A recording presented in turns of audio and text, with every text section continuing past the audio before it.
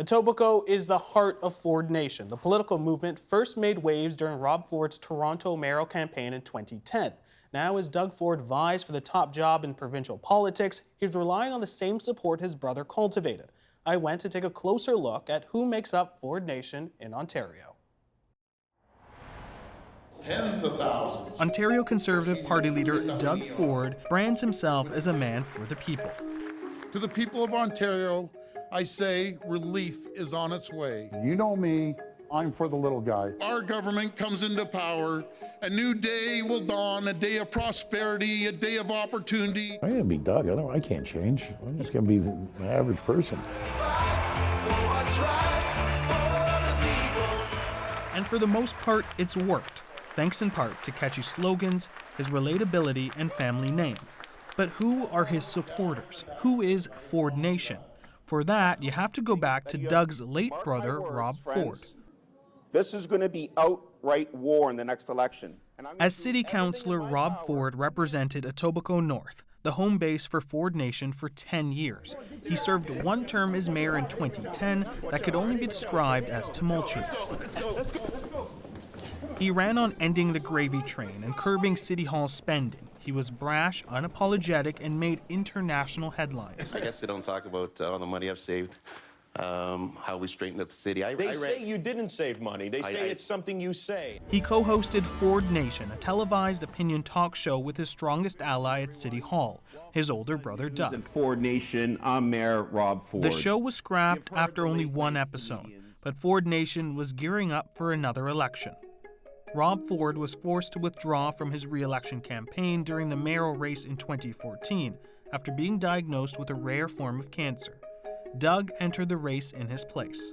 In 2010, Rob Ford dominated the suburban areas of Toronto, such as Etobicoke, North York, and Scarborough. When compared to Doug Ford's run in 2014, he was able to hold on to support in the east and west parts of the city. Clearly, they are associated with one another. It's not just the name. They're both on council. Doug was Rob's closest advisor. It's pretty well known. They voted together almost 100% of the time, if not 100% of the time. But again, there are some differences, right? Every time a new leader takes over, there are going to be some differences just due to the personal likability of the individuals representing the party or the nation. Michael McGregor is an associate professor of political science with Ryerson University. McGregor conducted a national study of local elections, including Toronto's 2014 municipal election. So he's clearly a conservative candidate, even when he was nonpartisan, when he was running in Toronto. And so he has the support of some groups that you would traditionally see associated with conservatives. So he did well among men, people without a university education, and people who live in the suburbs. But he also did quite well among some groups that you would not traditionally associate with the conservatives. So immigrants and minorities, people with a lower income, and actually young voters, which I think is quite surprising. He's got a very for the people mindset, and I definitely love that, and I look for that in a leader. I feel like he's really relatable to people, especially people like here in Niagara Falls.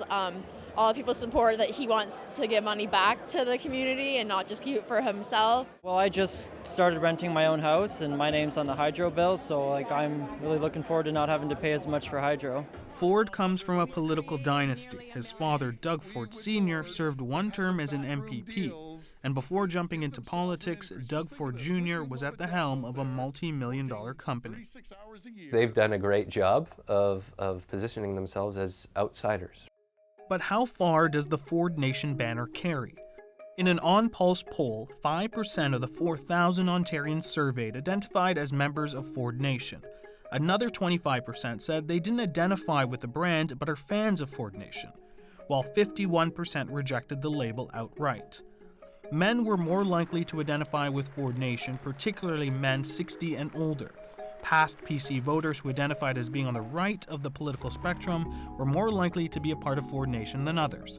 People who identify with Ford Nation did, however, share the same concerns as traditional PC voters. When compared to people who rejected the Ford Nation label outright, taxes, honesty and accountability, and provincial debt were a priority. I expect the PCs to do quite well in the areas they have traditionally done well in the past, so the rural areas. And it's not necessarily due to the populist appeal, it's due to traditional economic and social considerations. While he has been sitting atop most polls during the start of the campaign, Doug Ford has been hit with controversy. It's alleged Ford interfered in a local PC nomination race. He also accepted the resignation of a Conservative candidate after personal information of 60,000 customers were stolen from the 407 Express toll route. It remains to be seen if he can keep the Ford Nation coalition together long enough to win the election.